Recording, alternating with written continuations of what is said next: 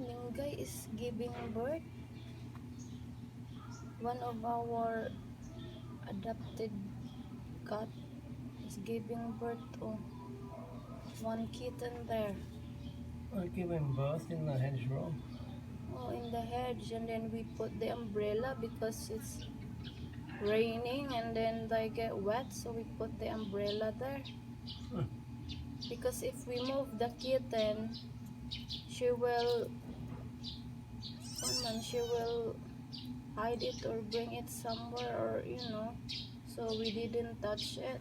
This cat's known us for months now, so feels comfortable with us. Look at that's what our little adopted little kittens want, doing like that to the mother. Oh, what about if we try to put I don't know. little kittens there? Maybe Mingay is scared.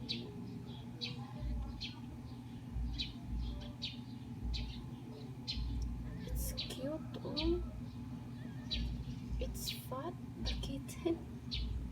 Its mother is fat, that's why. Eat plenty na Mingay. Because Mingay got You can try. we try when she is not having baby, but Mingay ran off.